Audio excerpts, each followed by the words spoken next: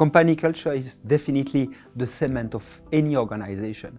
I mean, not for profit, for profit. I mean, this is very critical and it is central. It's the backbone of the organization. Unfortunately, in the past years, and I would say in the 90s in particular, companies have gone public more and more, and the focus has been pretty much oriented on the share value, instead of taking care of the culture. And I think that the evolution of the share value, the importance it has taken, has in a way destroyed part of the company culture, because the indicators were, in my opinion, wrong. You cannot manage a company without having a committed group of people emotionally involved in their job. You can't work only for money, we all know that. And today, the big advantage for managers and employees in general is that there is a big change in the age pyramid.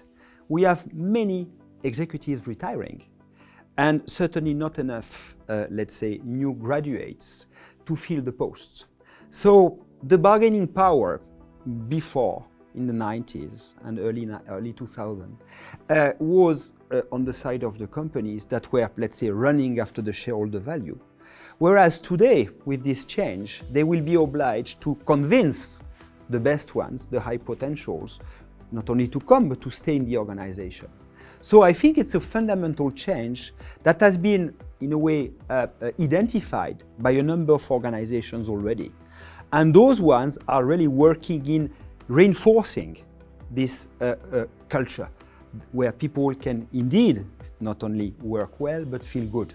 There is an approach of, let's say, recreating a psychosociological environment that is favorable for the staff in general. The model of people changing company all the time, not retaining experience, or companies just laying off people because the share price went a little bit down and they needed to correct it for the market to feel better, I think it's something of the past.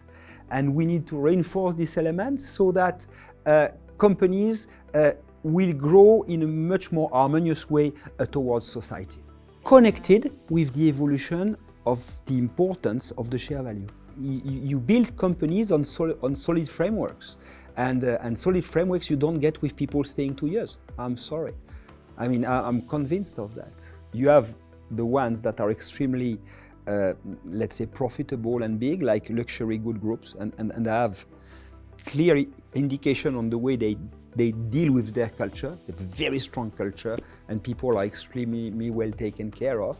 Or you will find that as well in companies that are non-listed, in family businesses, because the time horizon of those kind of companies is very different from a listed one, because they are not after the immediate profit. They are for the let's say, to preserve the organization in the very long run. And profit, short-term profit, doesn't have the same importance as in a listed company, you see? So I think you can put you can put L'Oréal, you can put LVMH, Richemont, but of course there are also small companies where it's very, very alive. I mean, I had discussions with people managing, you know, SMEs of very performing one, and when you see the care they have for their people and for the company, it's completely different. I mean, in others, your number. Well, I mean, you see the American companies now, the tech companies, what? 12,000 out, doesn't matter. You about 20,000 out. This is, people are becoming a commodity, I mean, in these companies. But as I said, with the demographic changes, this will have an impact on their behavior, because they won't be able to keep the people.